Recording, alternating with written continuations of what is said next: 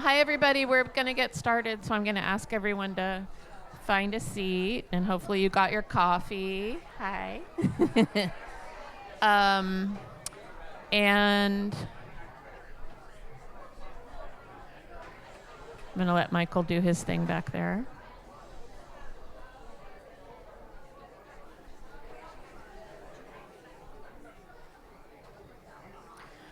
Welcome to Sweetwater and Outdoor Art Club collab event. So as you know, the Outdoor Art Club is going through our big kitchen remodel. So we have had to break out of the walls of that place for some events this year. And there is not a more perfect place to have a presentation like this than Sweetwater. And so thank you for being here. And thank you to the Outdoor Art Club for agreeing to partner on this. And we, of course, are thrilled to have Maria Muldauer. And she, of course, is also a major part of the fabric of Mill Valley, but also of American music. And a few programming notes. I would ask that you not take pictures or video. She will do a meet and greet out in the cafe, and you can have a chance to say hello, get a photo with her, etc.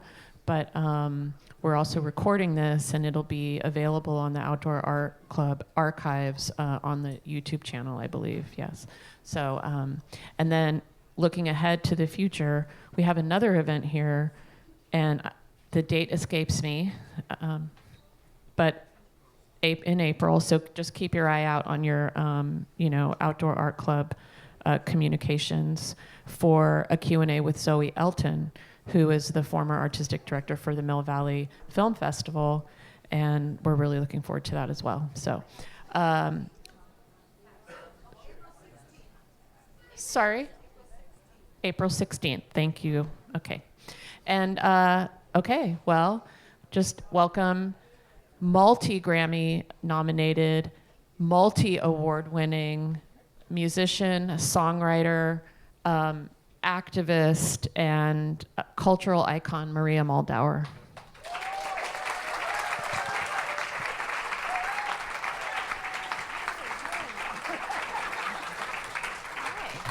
Cultural icon, that's really fancy.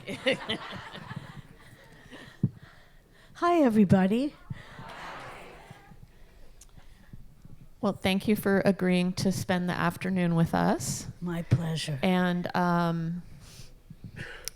so we have a little inside joke that I'm the other Maria, and Maria and I have known each other for a while. And she plays here, of course, regularly, and we love her Valentine's show, and we love her holiday show, and everything else that she does here. And, so I think I'm just going to dive right in. Pardon? I'm going to just dive right in. Okay, so I want to focus. And talk loud, because I'm deaf as a forgot. coot. Yeah. Okay. Yeah. Michael, no, I'm joking. So I'm going to focus first because the Outdoor Art Club is a Mill Valley institution, Sweetwater Music Hall, Mill Valley institution. So I want to talk about your time as a Mill Valley resident, which is since 1976. And can you take us back to the moment where you decided that this was the place that you wanted to spend the rest of your life and call home?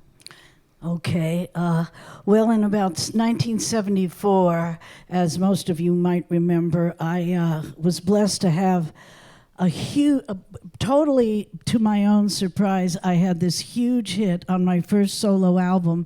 The song was, you probably remember it, "Midnight at the Oasis," and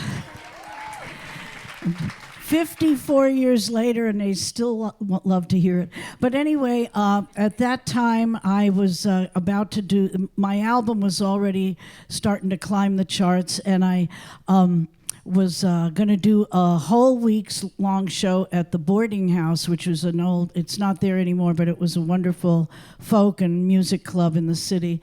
And the afternoon we were supposed to start, my bass player went to Tommy's joint, in the city, had a bison burger, and was stricken with deadly stomach poison. So he was rushed to the hospital, and my band came to me and gave me the bad news and said, now just think, you must know somebody in the Bay Area. And I knew this bass player named John Kahn because he was he played with Jerry Garcia and was Jerry Garcia's musical director, producer, and bass player. And but he had come to Woodstock, New York, to record with a project I was doing a few years before. So I called him up and, hoping against hope, and said, you wouldn't by any chance be free to come down and learn about 24 songs and then play with us tonight, would you? And he said, he thought a minute, and he said, yeah, I will. I'll be right down. So anyway, he came down. He did the whole show. He sounded fabulous. We ended up sending the poor bass player back to Michigan. And we also had some shows coming right up. The Tonight Show, Johnny Carson, the Midnight Special, a bunch of special TV shows coming up, and we decided we needed to have John Kahn to really sound good on those shows. So he did those, and then I went back east to do a tour with Stephen Stills, and he went here to, produce Jerry's first album, as a matter of fact. Anyway, in that time span, we fell madly in love. And had a long-distance relationship for a couple of years. I was living in L.A. But then, to cinch the deal, he rented this amazing house up in the hills on the way up towards Mount Tam on Edgewood Avenue. And you could look out and see all of Berkeley from there, and there was redwoods everywhere. And I said, that's it. I took one look at the house, and I packed up all my stuff and jammed out of L.A., and I never looked back, and I've been in Mill Valley ever since.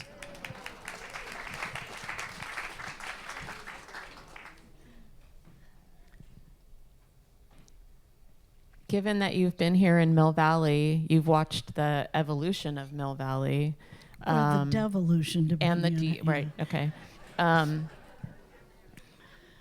Is there one Mill Valley constant that really sticks out for you, or just like the one thing that continues to represent true Mill Valley?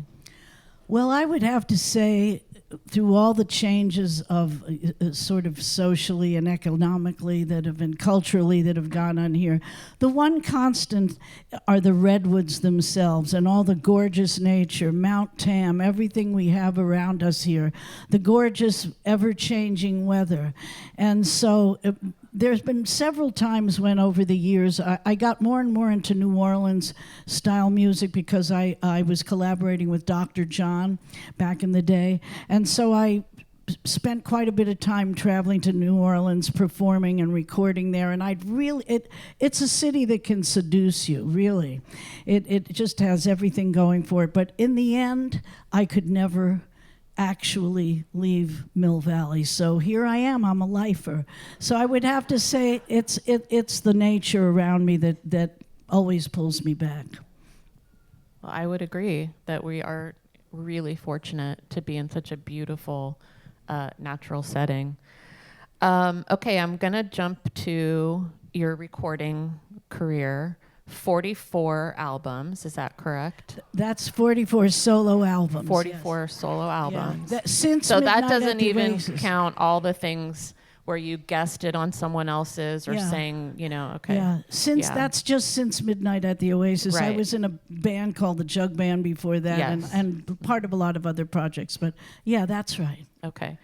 And as you mentioned, of course, everybody is familiar with and loves Midnight at the Oasis, which really was a big pop hit for you, and is your #1 streaming track on Spotify, for those that go there. But you are a prime example of someone who was able to actually cross over from a pop hit. Still today in 2026, this is very challenging in the music industry because you can get pigeonholed by that first big hit, right? And it's really amazing that over 44 records and whatnot, you have been able to, again, continue to just be active and touring and successful and, again, cross genres. Crossovers from where to where do you mean? You In mean gen- from different pop, genres? Different genres, Yeah. right? It's very hard I'm to crossing come all over the place. out of a pop hit. It's hard to come out of a pop hit and Yeah. then like have a blues hit, have a gospel hit, have a jazz hit, it just like, so you're so prolific. It's really well, just amazing. Early on, during what my old friend John Sebastian calls the folk scare of the 60s. I grew up in New York City, in Greenwich Village, and that was the epicenter of all things hip. Artists, painters, writers, sculptors, and musicians all gravitated there. And that was one of the epicenters of the early folk music revival. And so there it was right at my doorstep, and I would go to Washington Square Park, which has a big circular fountain right in the middle of it. And every Sunday would be like a mini folk festival. Like you'd walk along, there'd be some Italian guys playing O Solo Mio on the mandolin. Then you'd go a little further, there'd be a bluegrass group jamming. Then some old-time Appalachian music, some people playing blues. A lot of people playing, protest music, so socially relevant songs of the day.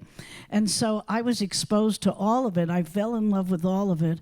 And I mean, I don't even like to call it folk music, because folk music kind of conjures up the image of, some wispy, willowy blonde on a stool playing a nylon guitar and singing about her feelings.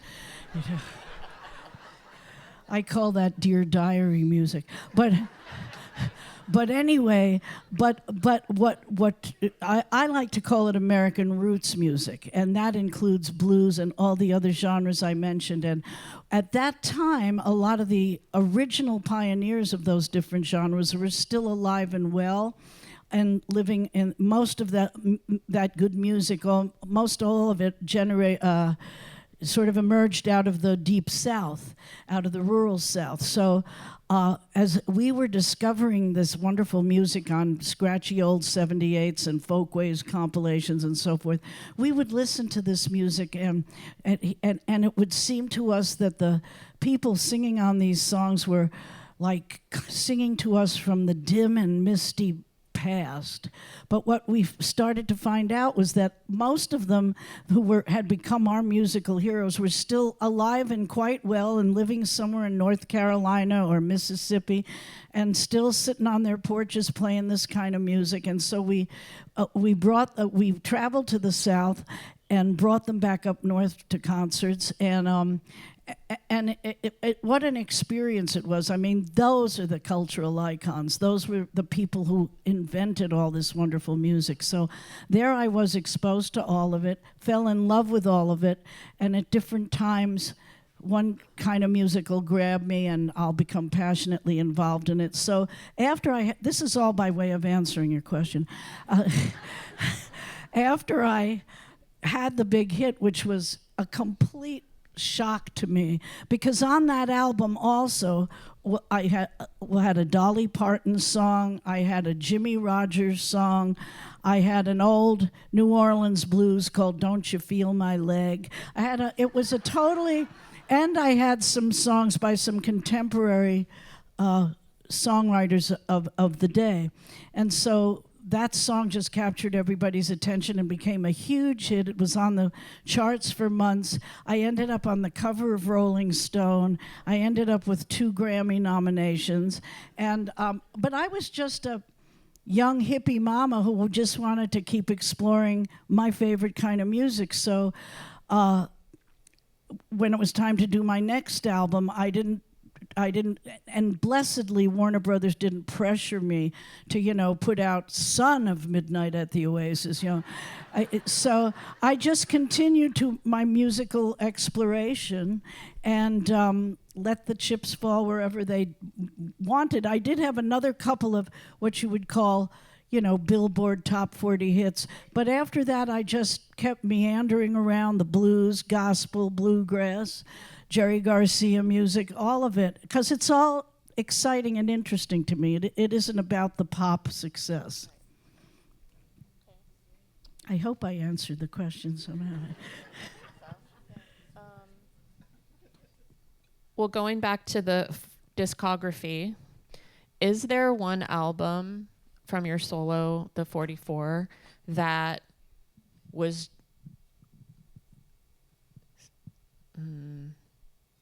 God, I don't know if we're ever going to get this record done. Like, is this ever, or on the You mean like it was so difficult? hard that was difficult, Oh boy. or more difficult than others? Oh, definitely some of those. The ones on Warner Brothers, I mean, those were the days. I mean, money was no object, and if you needed to sit in the studio and ponder which guitar solo was best or whatever, the time could just tick away. The dollars could keep floating by, and it didn't matter. But and also, they got the very best. Any musical hero of mine that I wanted to work with, they just say, no problem, and call them up and get Dr. John, David Lindley, just so many wonderful, Ry Cooder, I mean, just to name a few. Linda Ronstadt, who was a buddy of mine, she came and sang harmony with me on several of my first albums, and I would go sing harmony with her on hers. So those were magical, and I'm just thinking back over this. I would say some that I made more recently, where time and budget were just really serious constraints and put a lot of pressure on me. I thought, will this ever be done? But somehow they all come out okay, because I am a stickler about making them sound really good, as well as good as I can. So in the end, it's all worth it. But I'll tell you, there have been some moments. Is there a particular track or song where it was just like one take and this is done, it's perfect? Several of those, and one of them was a John Hyatt song that I did on an album called Meet Me Where They Play the Blues, and it's a beautiful song called Feels Like Rain, and it's just a real sultry, laid-back song about being with your lover, and you imagine it's in Louisiana and it's going to rain out and everything's heavy. It's a very atmospheric song, and we played it all together. The trick to this is to get the best musicians you possibly can, and I've been very blessed to do that on just about every album. So on this album, we were all, as us musicians say, in the zone. That's when everything's perfect. You're not really reading the music. You're just all feeling it together and kind of breathing together. And we got to the chorus. So the whole song was sounding really dreamy and steamy and cool, and we got to the chorus, and one of the players made a mistake and thought we were going to another part of the song, but rather than just abort the whole song, everybody just took a deep breath, and I just ad-libbed something over the top of the space that was left, and then everybody came back in right on beat for the last verse, and that was magic. That was when we didn't have to touch it all, where when you're really that in tune together, it's not like, oh God, we made a mistake. It's like, and now we're going to the next note, and that's what we did. And a couple of other times when I recorded Fever, which I did the other night. I did a tribute to Peggy Lee a while back, and we weren't going to do Fever because I thought, well, everybody does Fever. I was looking to find some way more unusual tunes, because she was, you think I'm prolific, she had 80 albums out by the time she passed on. And so, and she was a great songwriter, so I had decided to find songs that she wrote and that were a little off the beaten path. So we're recording the album, And about the third day of the producer says, well, when are you going to record Fever? I said, well, we're not. Well, what do you mean you're not? That's her signature song. I said, yeah, but, I explained I didn't want to do all the usual songs, but in the end he would have none of it, and he insisted that we do Fever. So I was in the vocal booth, and I got on the mic, and I said to the band, it was just a little jazz trio from New Orleans, I said, hey guys, the producer wants us to do Fever. What are we going to do? And right on the spot, David Torkanowski, who's this brilliant piano player from New Orleans, he told the bass player, play this, told the drummer, play that, and he counted it off, and we did it.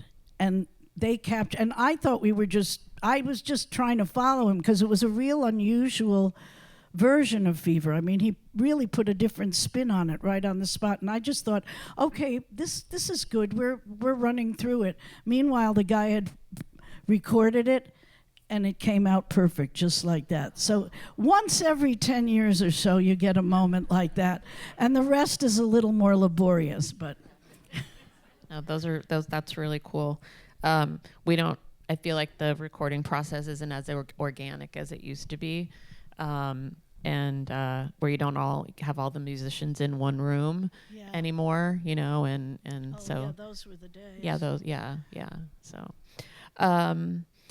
So I did not become acquainted with your children's albums until you and I connected during your time as a cast member at Teatro Zenzani.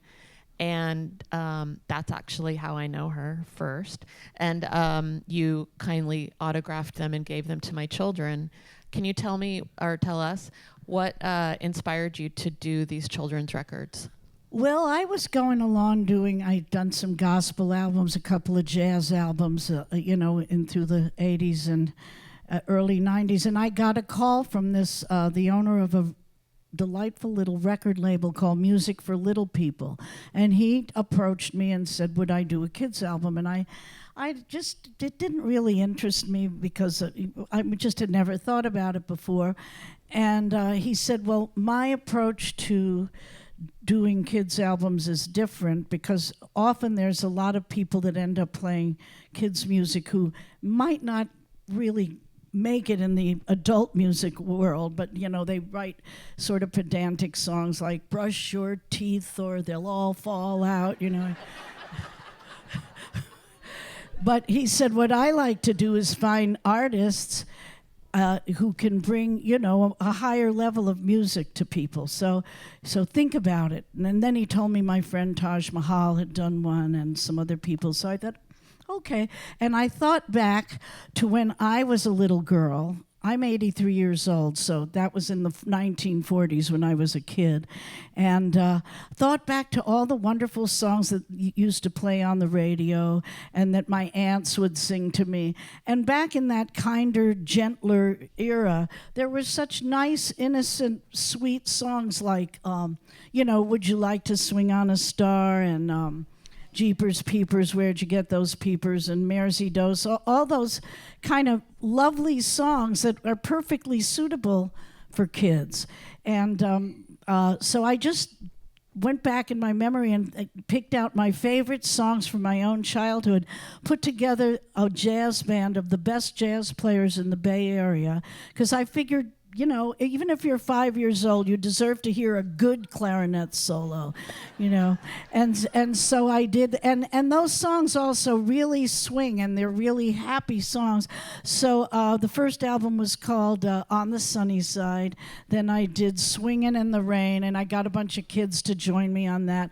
And I made 3 or 4 altogether, so it turned out to be nothing I was planning on doing, but some of the most fun projects I've done. And now I run into these kids, and how old are your kids now? 27 and 30.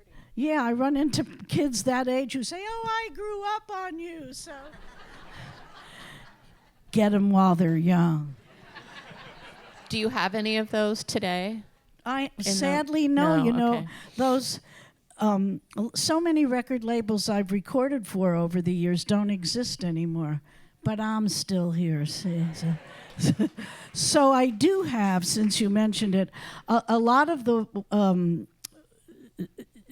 titles and different songs that were out, and now the record label doesn't exist and they're not available. So we've put them together on compilations. So after the show, you can go out there and check them out, and I'll sign any one you buy, thereby greatly increasing its value. And anyway, but no, sadly, I don't have the kids' albums.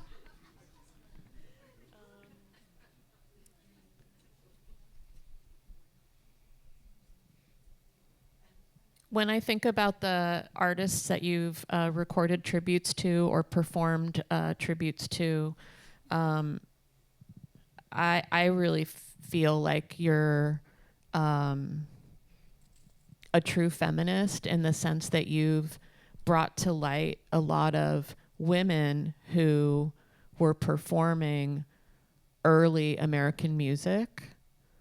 And whether it's bluegrass or blues or gospel or the Appalachian songs, a lot of people don't realize that some of those early songs and those musicians were women. And is there a particular female artist from our what we would call that cultural or heritage music that has really spoken to you and who really inspired you? Well, there are so many. When I was about 5 years old, my aunt, I grew up, I was an Italian American, a little Italian girl growing up in Greenwich Village, and my parents, my mother especially, only wanted me to listen to classical music, which I found really gloomy and ominous at the time, that big orchestral kind of. And luckily for me, her younger sister, my Aunt Katie, liked what she called cowboy music. So much against my mother's protestations, she played it for me all the time. There was a station we could dial in from New Jersey, and so every morning I'd usually be at her house and watching her get dressed. My mother taught 5 languages in the New York City school system, but Aunt Katie sold lingerie at Bloomingdale's. Uh-oh. And that seemed way more glamorous to me. Anyway, she would be playing me this music, and so I was hearing Hank Williams and Kitty Wells and all the old original country western stars, and when Katie came home from work, she'd take off her glamorous dress and throw on an old ratty terry cloth robe, crack a beer, light a Cools, and start playing this sort of fractured honky-tonk piano in the parlor, and I would sing along. So the very first song that I ever remember singing was Kitty Wells's answer to Hank Williams' song. It's called "It Wasn't God Who Made Honky-Tonk Angels." And so she, I would have to say, was my first feminine idol. And then when I got into the folk scene and started, I would say Bessie Smith just gobsmacked me when I heard her first recording. So I was starting to explore a lot of old blues. And there was a woman that was hanging out on the village scene. This is in the early 60s, and she had been a contemporary of Bessie Smith. She was recorded in the 20s and early 30s along with Bessie Smith and Ma Rainey and Sippy Wallace and all the more familiar Ethel Waters. Some of these names might be more familiar to you. This woman's name was Victoria Spivey. And in the ensuing years, after the popularity of that early kind of classic blues had waned, she was a real survivor, real resilient, and so she moved up to New York City, and she appeared in musical, theatrical productions. She was even in a couple of movies, and by the time I was just coming out on the scene, I think she's the first artist I know of savvy enough to have started her own record label, which she called Spivey Records.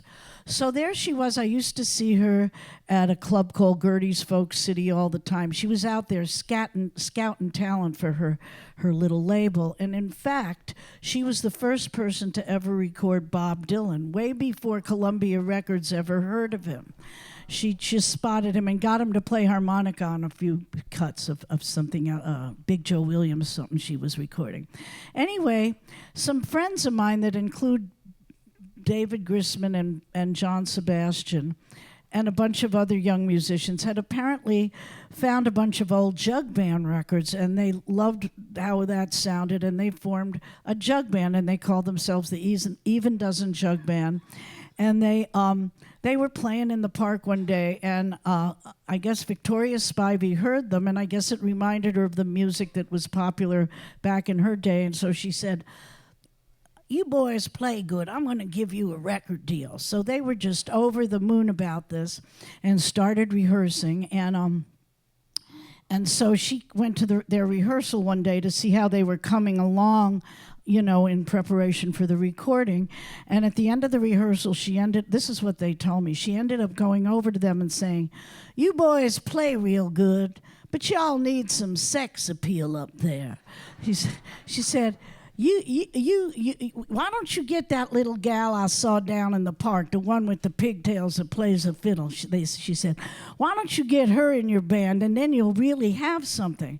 So they came running up to me and told me this and said, "So will you join the band?" So the first question was, well, what's a jug band? Well, they explained that, and I thought that sounded fun. And then, because it was way before women's liberation, I didn't know enough to be insulted to be asked to join a band for my sex appeal. So I said, "Sounds like fun, sign me on." So they did, and so then Victoria Spivey took me under her wing, took me to her apartment.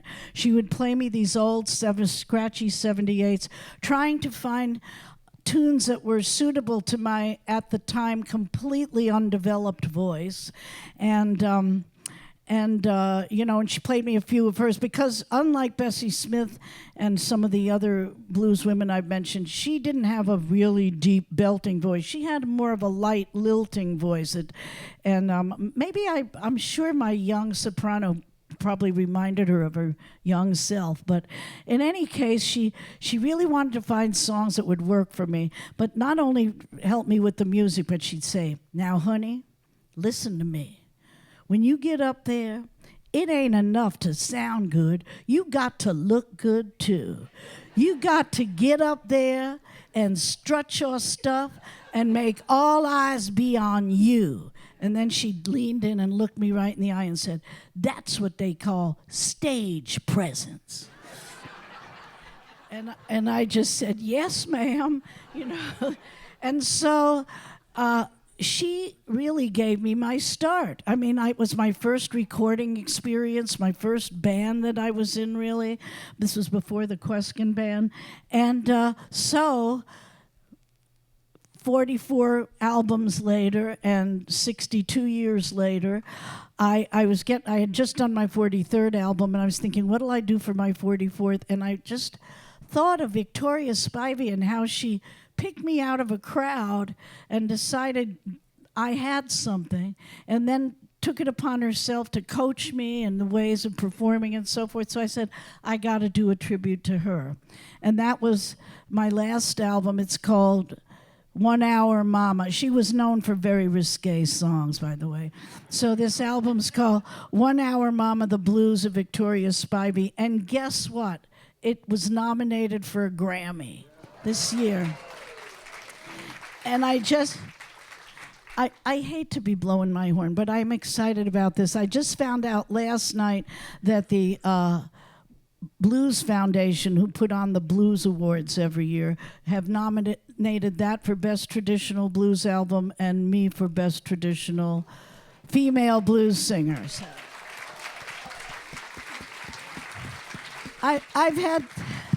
Thank you. I've had 7 Grammy nominations and a whole bunch of blues nominations, and I haven't won one yet. I'm the Susan Lucci of the blues. But I'm not giving up.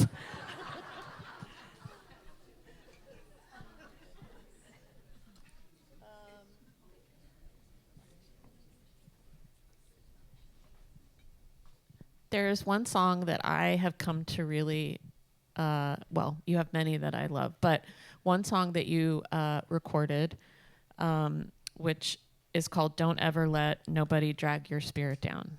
And can you just tell us a little bit about how Sisters and Brothers came together? The album Sisters and Brothers? Yeah. And how you got with those two musicians and Well, a producer back east wanted to, I think it was his idea, to put myself and a wonderful blues guitarist, songwriter, and singer named Eric Bibb, and a wonderful gal named Rory Block, who's like a female Robert Johnson. She's just a hellacious guitar player and singer. And the idea was to put us together and do a collaboration. So he dragged us to some deserted little town in New Hampshire, and we were recording in a barn. And I brought my piano player Chris Burns, who you've seen me perform with before, and then there was a bass player and drummer from that area, and we each brought some songs to the project. And if Eric sang a song, Rory and I would back him up, and vice versa. And this song that you're mentioning, I love that song, and people always love to hear it, especially in these times. It's called "Don't You Never Let Nobody Drag Your Spirit Down."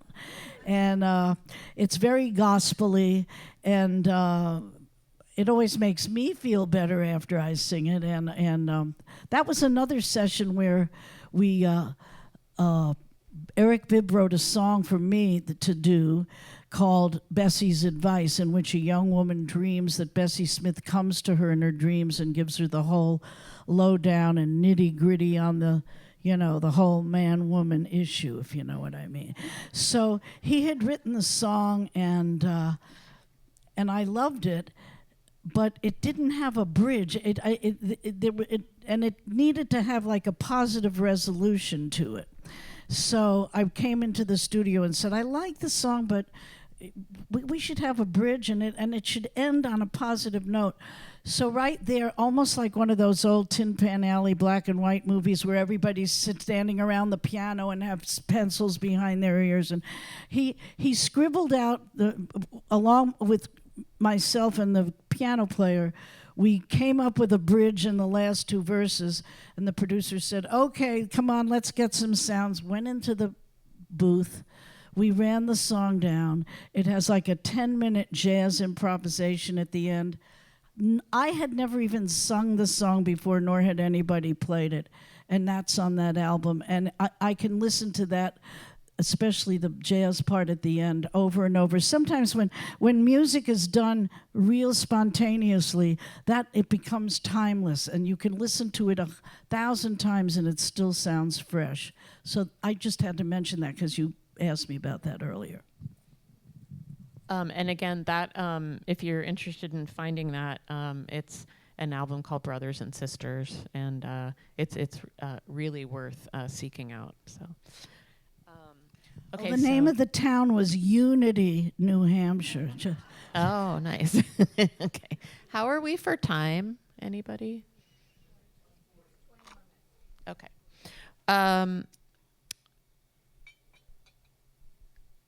So now I'm going to play. Another act coming in after this? Yeah. Okay. I'm going to play a little game here where I'm going to name somebody. And I just want you to share with us, and it's Mill Valley centric, the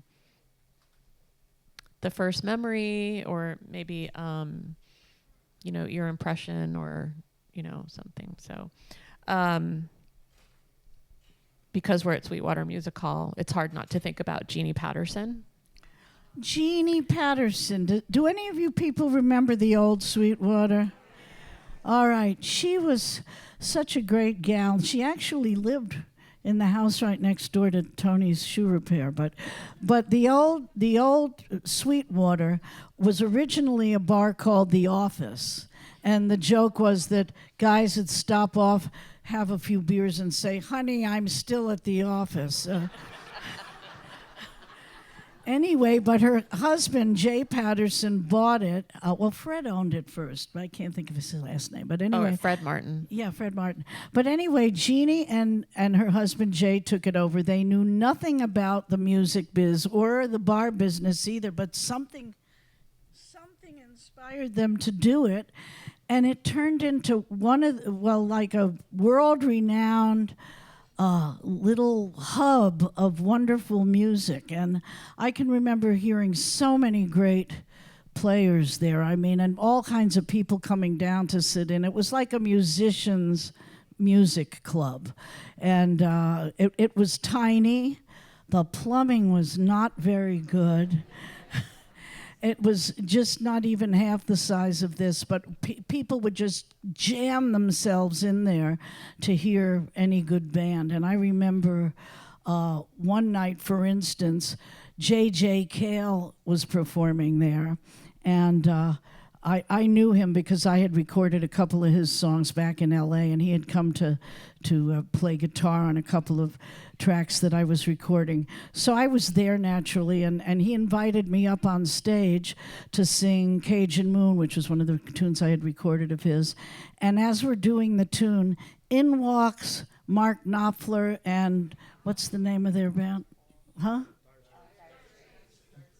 Dire Straits. They had just done a big concert at the Masonic or something in San Francisco and couldn't wait to jump in the car and come to the Sweetwater. So the next thing you know, I'm jamming not just with J.J. Cale, but with Dire Straits and Mark Knopfler. But that's just the kind of thing that would happen at the Sweetwater all the time. And Jeannie took her job very seriously. Her office was this tiny, dingy little, in the basement with the dripping pipes and the whole, and she had a little desk, and it was stacked high with cassettes. We all remember those, right? Demo cassettes of people who wanted to, have her hear their music and hopefully hire them. And she just was so devoted. She just devoted her whole life to it, even though she was also raising two boys, but she was beloved, and we miss her to this day. And she did great things for that club.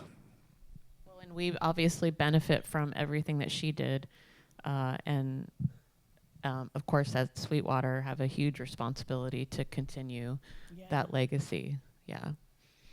Well, speaking of kids, actually, did you raise your children here in Mill Valley? I did. I only have one girl, my baby, Jenny Mae Muldaur, who just turned 60. But John Kahn had a little boy named Jamie, and so when we got together, and moved to Edgewood Avenue, we joined forces to raise our kids together. And it was a very idyllic time back then in Mill Valley. There were actually school buses that would come and take your kids to school so that there wouldn't be 4,000 cars each taking one kid to school every day. And so, I'd pack their little lunches and send them off to school, and they were about 4 years apart.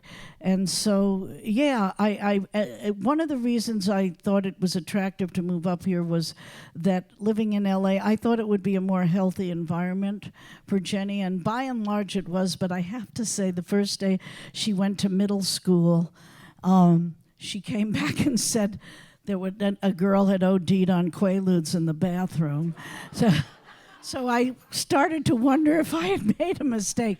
But in general, it was a lovely place to bring up kids, and I'm glad I did. Other than the Quaalude stuff, Nice. Okay.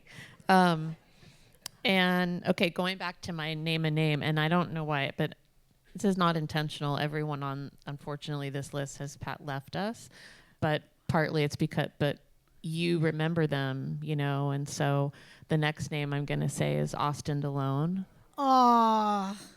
Austin what a wonderful we're going to miss him. I mean, there's some people that just leave a real hole in the community when they go, and he was just a salt of the earth guy. He played with so many famous people, but he couldn't be more down home. He played keyboards and sang, and I didn't realize till a fairly recent gig we ended up doing together. He sang couple of Ray Charles songs, and he was a soulful singer as well as being a wonderful keyboard player. And a couple of years ago, my own keyboard player had a heart attack, and I had gigs coming right up. And Austin was so good-hearted that even though busy as he was with so many projects, he learned a bunch of tunes and came and helped us out. And at the time, I had no idea he himself was ill and would be passing away, but he has a wonderful daughter named Caroline, who's a fabulous singer herself. If you ever see that she's playing around here, you want to come catch her. And he wasn't just a great musician. He was like one of those pillar of the community kind of guys. Believe me, a lot of musicians aren't like that. No, this is true. He was unique, and yeah, I can't say enough about Caroline. I can't say enough about Caroline. Yeah, so if you have a chance to, go listen to her music, and she's actually performed a couple times at the Outdoor Art Club. For events, because of course her mom Leslie is a member, and Caroline is going to be hosting open mics here this year. So give Caroline some love and support if you can. She's very, very talented. And given that we're in Sweetwater, it's not, we can't really not ask, what was your first encounter with Bob Weir? Bob Weir, one of the sweetest, kindest, most gentlemanly, gentle souls I've ever met. I know him from back in the day, from when John Kahn was, playing with Jerry Garcia, and I eventually joined the Garcia band. So I met Bob right around that time, and he was also very generous. He was kind, generous, thoughtful, and just a sweetheart. And he's gone way too soon. And he was very supportive of other musicians and every good cause you can think of. He was always donating his time and energy and money to. So there's a person that really is leaving a hole in this community by his departure. Okay, so now moving away from the past, looking to the future. Wait, can I say one thing? Of course. Ask me about Dan Hicks. Okay. Okay, Dan Hicks. Go. I mean, talk about fixtures on the Mill Valley scene. I mean, Dan Hicks was living here when I met him when I was in L.A. because I recorded one of his tunes on one of my first albums. And then one on my second album as well. So I met him then. I was a huge fan. In fact, when I still lived in Woodstock and had heard his first album, I loved the swingy, jazzy sound of his music. And I wrote one of the few fan letters I ever wrote it to Dan Hicks and said how much I loved his music. And if either of the Hot Licks ever got sick or pregnant or whatever, that I would volunteer to step in for them. So anyway, I met him sometime after, and we became friends. And he was really like the mayor of Mill Valley for a while. You could always see him loping along, and we used to both get our mail over what used to be the old brown store that now is that big pink building that has gravity in it. I don't know what they call that anymore. But anyway, no matter what time of day I would go to get my mail, he'd be there getting his mail. I mean, at first we thought, wow, what a coincidence. And then it was just like, oh, you again, But anyway, I used to see him loping around, putting up his own posters for local gigs, and just a brilliant musician, one of the funniest guys you ever would want to meet, brilliant songwriter, and another one gone too soon. But he was another one that was just so enthusiastic about being in Mill Valley. You know, he would organize a float on the parade every year, and just another wonderful soul that we miss. Okay, I'm done. No, he was also, such a fixture and part of Mill Valley history and the fabric, no doubt. So, okay, but so leaving the past and going again to the future, do you have a new record on the horizon? Are you still pretty much working like the promotion of the follow up on the Victoria Spivey? I'm still kind of riding on the energy of the tribute to Victoria Spivey, but I thought if I get to make another record, if I wanted to bring it all the way back around to the very beginning, I'd have to do a tribute to Kitty Wells. And some of you, she was way before Loretta Lynn. She was having hits, country hits in the 1940s.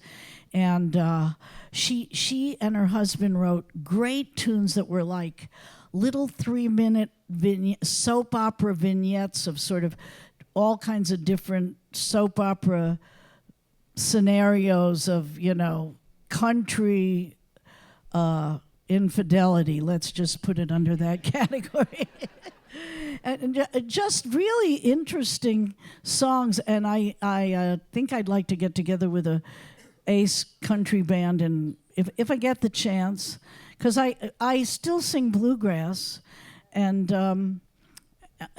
old-timey music. I love to do that, so there'll be something fun to do. But before I do that, everybody's been telling me for years, oh, you tell great stories, you should write a book. And all this time I've gone, yeah, when I retire. But since I'm not retiring, I think I've decided this is the year I'm going to call it Way Past Midnight, because it is...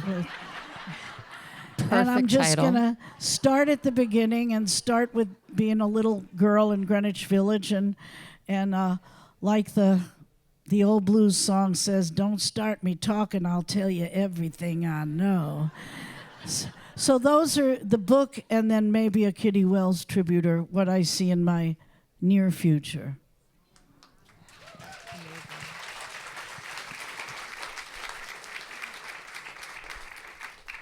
Well, that I think, that wraps it up for us. So thank you. I'm forever in awe of you.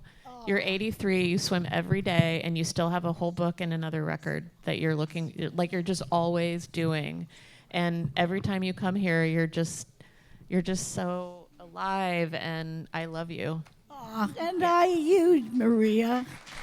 She's done a great job taking over the Sweetwater and keeping it running.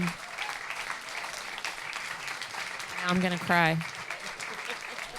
So we're going to have a Q&A? Yes, so we are going to go ahead, and she is going to take some questions. So talk loud. Okay, I'm not sure. You mentioned J.J. Cale. Do you have anything to say about the Tulsa sound or Leon Russell? Any connection there?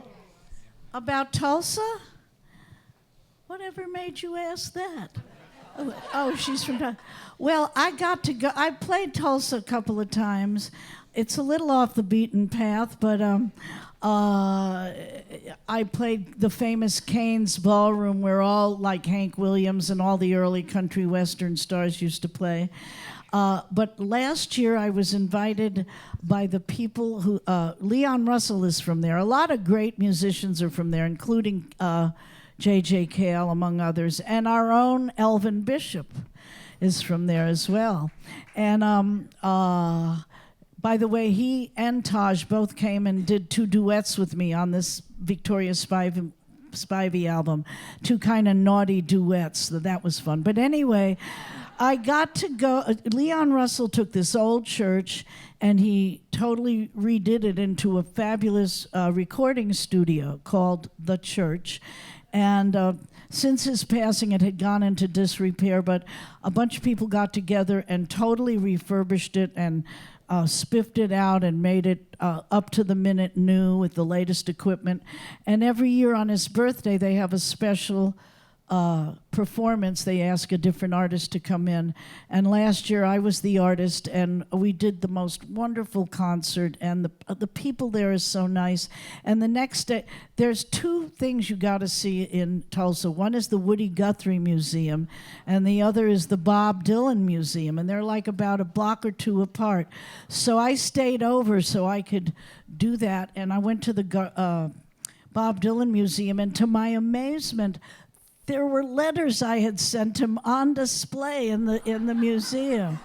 So, but I could go and spend another month there. I mean, I just love the people. They love good music, and it's just a soulful place.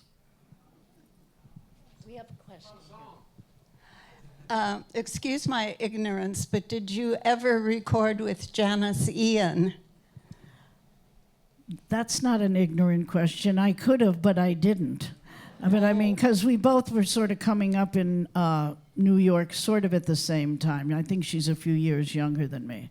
No, I never have. I've recorded with a lot of people, but she's not one of them. Anyone else? Okay, this gentleman here. Right up here.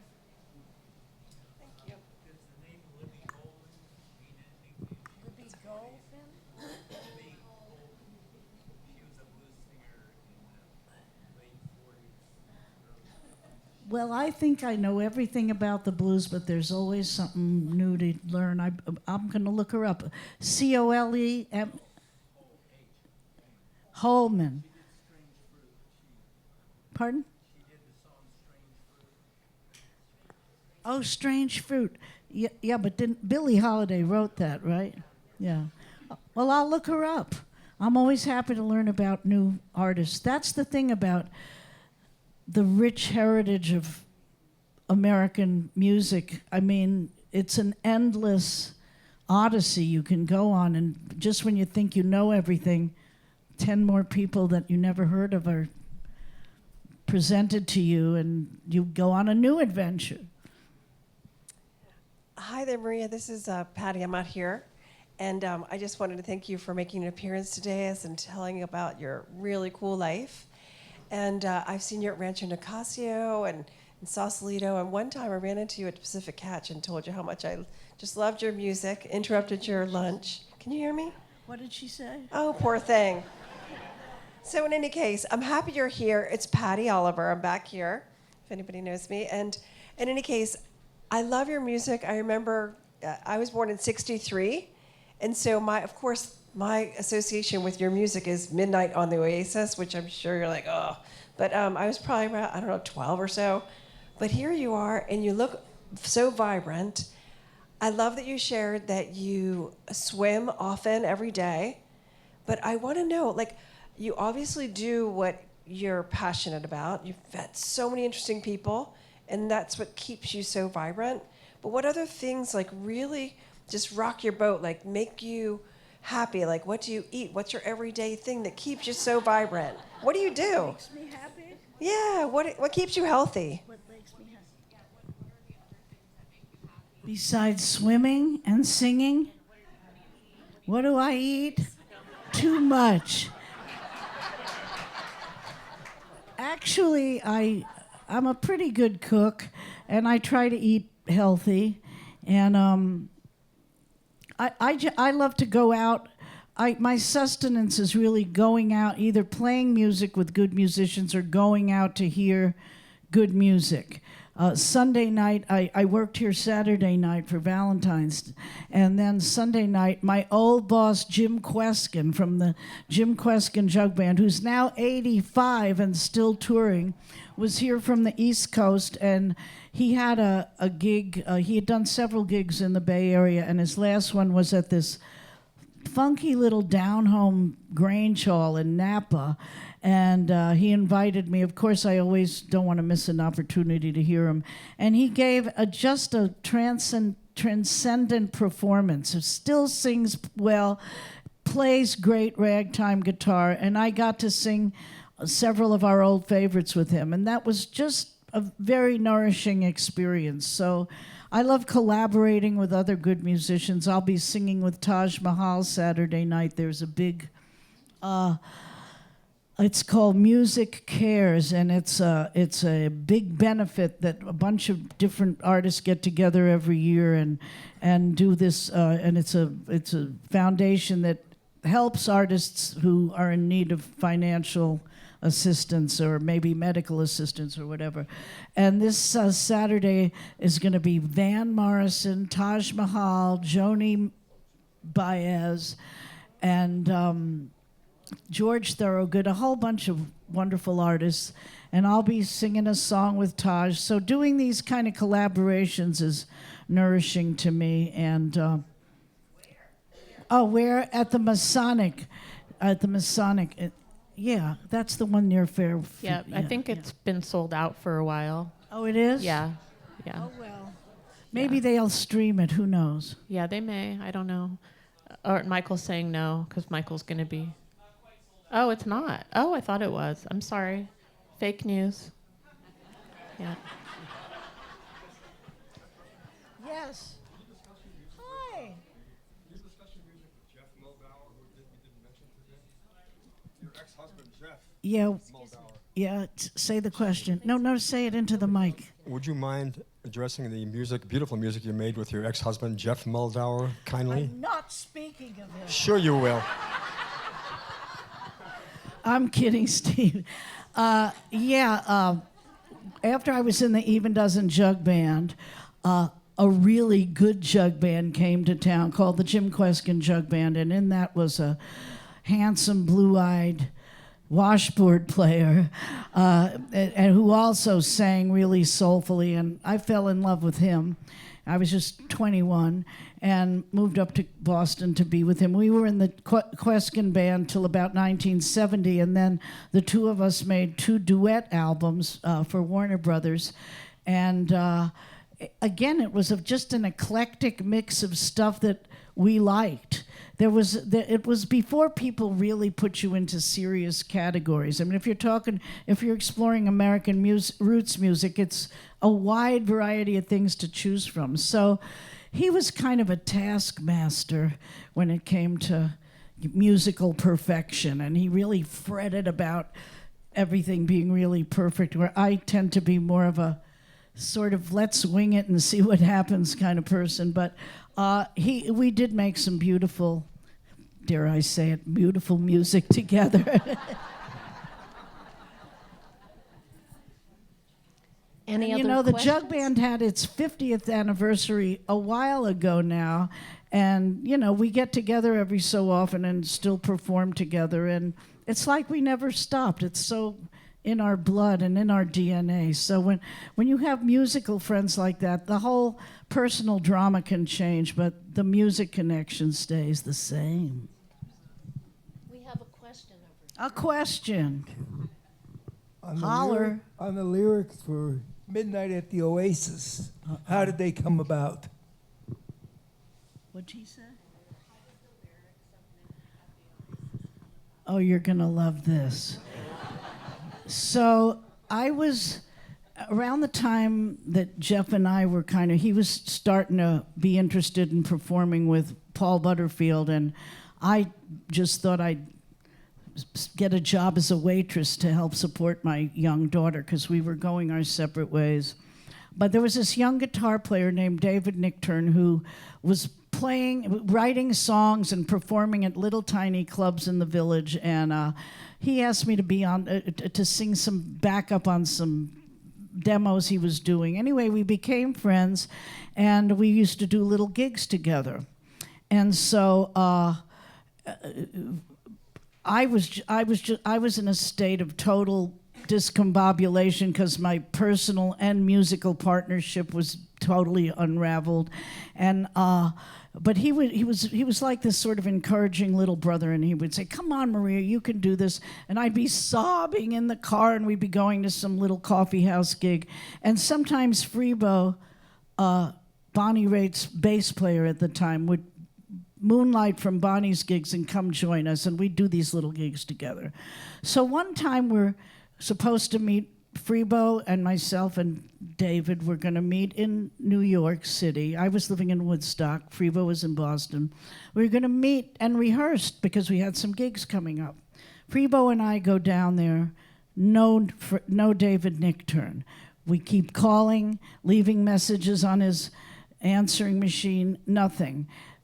I stayed 2 or 3 days, never heard from him, went back up to Woodstock. Monday night, he calls, and I said, "Oh, my God, where have you been?" He said, "Oh, Maria, I'm sorry. I said, "Oh, my God, we thought you were dead. You didn't answer any calls." He said, "Maria, I got to confess. I was doing a gig Thursday night at the Castaways, and I met this gorgeous, buxom blonde." And he said, she kidnapped me up to her penthouse on the Upper West Side, and I've been sort of captive of theirs. I just got home now. I said, "Well, that's all fine for you, but you could have come up for air and called us or something." And he said, and he knew I was really mad. He said, "Yeah, but I wrote this song."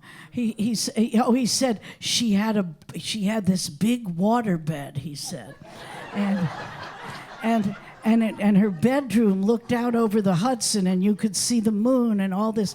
And I said, "Well, isn't that fun for you, you know?" And so he said, "Well, but I wrote a song about it. Do you want to hear it?" And I said, "Not really." But he ignored me and played me the song over the phone. I said, yeah, okay, well, next time just call, So that's what this buxom blonde on the waterbed is what inspired all the lyrics to that song. And a year and a half later, when I put it on the album and it started to rise to the top of the charts and so forth, it ended up being nominated for a Grammy. And at the time, I was afraid to fly, and the Grammys were in New York, and I was living in LA at the time. So I suggested he take the buxom blonde to the Grammys with him. And wherever she is, I bless her to this day.